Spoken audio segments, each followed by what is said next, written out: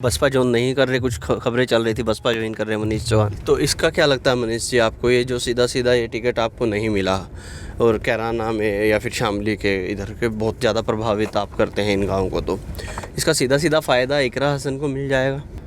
दर्द आपको ज़्यादा है या जनता को ज़्यादा है? मुझे लग रहा था कि मुझे ज़्यादा है, लेकिन आज क्षेत्र में आने के बाद लगा कि जनता को ज़्यादा है।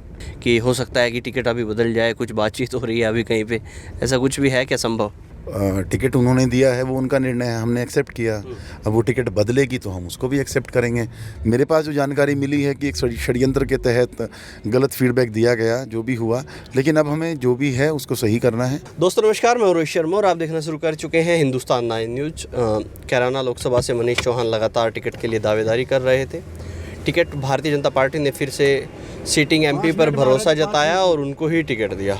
आज मनीष चौहान ने एक पोस्ट डाला था आज के लिए कि वो अपने जो जसाला स्थित फार्म हाउस है वहाँ पर रहेंगे। लोगों ने इसको मीटिंग और पंचायत का नाम दिया और यहाँ पर भारी भीड़ जुटी। सुबह से लोग आ रहे हैं, जा रहे हैं। मनीष जी से सीधा मैं बात कर लेता हूँ।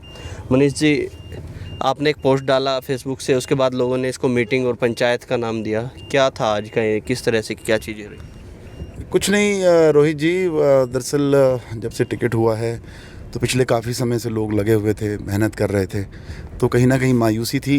तो बार बार लोगों का हो रहा था कि वो दिल्ली तक मिलने जा रहे थे, तो इसीलिए मैंने तो पोस्ट ये डाला था कि मैं आज क्षेत्र में रहूँगा और लोगों से मिलना जुलना होगा। तो बस उसी में फिर बहुत उम्मीद नहीं थी मुझे कि इतनी भारी संख्या में लोग पहुँचेंगे। तो क्षेत्र से चाहे सहारनपुर तक हो, नकुड़ तक के लोग आ रहे हैं और आकर सभी अपना जो दर्द है उसको साझा करना, कुछ मेरा लेकर जा रहे हैं, अपना देकर जा रहे हैं। सभी परेशान हैं। तो दर्द आपको ज़्यादा है या जनता को ज़्यादा है? मुझे लग रहा था कि मुझे ज़्यादा है, लेकिन आज क्षेत्र में आने के बाद लगा कि जनता को ज़्यादा है। मैं अपना ही वो है ना कि अपना दुख भूल गया मैं उनका दुख देखकर। तो वही कहानी थी आज, जिस तरह से बड़े बुज़ुर्ग रोते मिले और जो लड़के थे मायूस थे, सब परेशान थे। तो कहीं ना कहीं मुझे लगा है आज कि मुझे लग रहा है कि शायद मेरा दुख तो बहुत छोटा है, इन लोगों को बहुत बड़ी दिक्कत हुई है, बहुत बड़ी मायूसी और मातम है एक तरीके से क्षेत्र में। तो इसका क्या लगता है मनीष जी आपको, ये जो सीधा सीधा ये टिकट आपको नहीं मिला और कैराना में या फिर शामली के इधर के बहुत ज़्यादा प्रभावित आप करते हैं इन गाँव को, तो इसका सीधा सीधा फ़ायदा इकरा हसन को मिल जाएगा? नहीं, ऐसा नहीं होगा, ऐसा नहीं है। देखिए, हम एक ही विचारधारा से चुनाव में गए थे। वो विचारधारा थी भारतीय जनता पार्टी की। भारतीय जनता पार्टी की विचारधारा को आगे बढ़ाकर माननीय नरेंद्र मोदी जी को पुनः प्रधानमंत्री बनाने के संकल्प के साथ मैं लोगों के बीच में गया हूँ। और आज भी मैं आपको वही चीज़ पे अड़िग हूँ अपनी उस बात पे कि हम अभी चुनाव में जाएंगे। थोड़ा गुस्सा है, गर्मा गर्माई है, अभी 2-4 दिन लगते हैं। अभी माननीय वीरेंद्र सिंह जी आएंगे, हमारे जो क्षेत्र के नेता भी हैं, हमारे सरप्रस्त भी हैं, बड़े भी हैं। तो जब वो आएंगे, बैठेंगे, गाँव दर गाँव लोगों को बुलाएंगे, समझाने का काम करेंगे। उम्मीद है, मैं देखिए, जनता जनार्दन होती है, कोई हमारे यहाँ बंधी हुई तो है नहीं।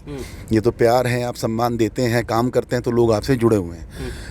कोशिश करेंगे। लगभग मैं तो पूरा आश्वस्त हूँ कि जिस तरीके से मैं खुद चुनाव लड़ता उस तरीके से तो शायद नहीं करवा पाएंगे, लेकिन क्योंकि मुस्लिम बहुत भारी संख्या में मेरे साथ जुड़ा हुआ था, तो अभी हम उनको बुलाएंगे, उनसे पूछेंगे उनकी क्या सोच है।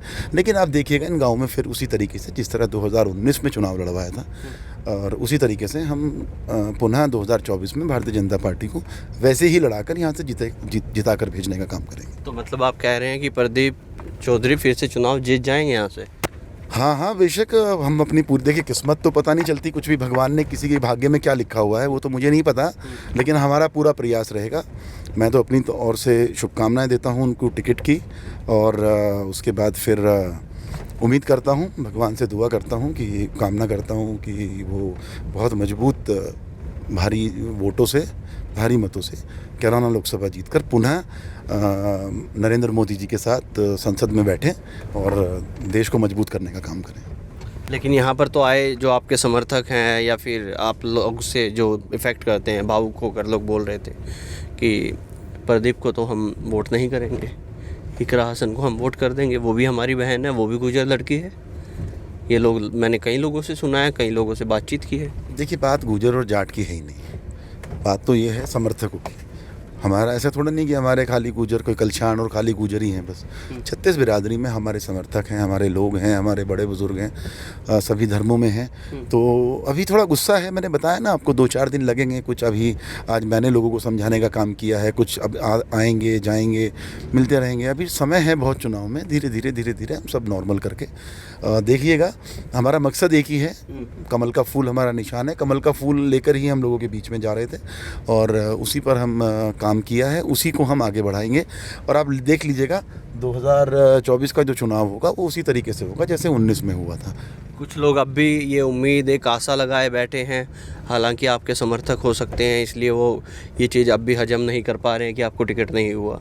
तो उनको ये उम्मीद है कि हो सकता है कि ये टिकट बदल जाए। कुछ लोग कहते हुए नज़र आए, मैं इस बात कर रहे थे कि हो सकता है कि टिकट अभी बदल जाए, कुछ बातचीत हो रही है अभी कहीं पे, ऐसा कुछ भी है क्या संभव? देखिए, पार्टी का निर्णय है, पार्टी ने अपना निर्णय लिया है। वो पार्टी अपने आप में इतनी मजबूत स्थिति में है कि वो अपना निर्णय बदले। टिकट उन्होंने दिया है, वो उनका निर्णय है, हमने एक्सेप्ट किया। अब वो टिकट बदलेगी तो हम उसको भी एक्सेप्ट करेंगे।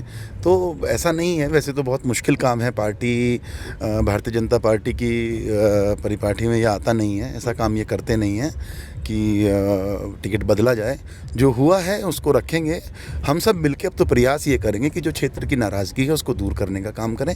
जो भी पार्टी ने निर्णय लिया है उसका स्वागत है, उसका विरोध करने की स्थिति में हम लोग नहीं हैं कोई भी, ना हम करेंगे, क्योंकि हम लोगों के ऊपर एक जिम्मेवारी बनती है, हमारा दायित्व है कि हम कुछ भी करके, क्योंकि राष्ट्र निर्माण सर्वोपरि है और बड़े मकसद के लिए छोटी मोटी बलिदानियाँ देनी पड़ती हैं। बस दुख थोड़ा सा ये है कि वो बलिदानी हर बार मेरी ही क्यों हो रही है, लेकिन उसमें कोई ज़्यादा चिंतित होने की ज़रूरत नहीं है। हम लोग मैनेज कर लेंगे, अपने लोग हैं। थोड़ा गुस्सा है, होता है। आप सोचिए ना कि 3 साल से ये परेशान हैं सब लोग, 3 साल से दिन रात एक करे हुए हैं। अब उनको लग रहा था, लेकिन पता नहीं पार्टी के पास क्या फीडबैक पहुंचा या किन लोग। मेरे पास जो जानकारी मिली है कि एक षड्यंत्र के तहत गलत फीडबैक दिया गया, जो भी हुआ।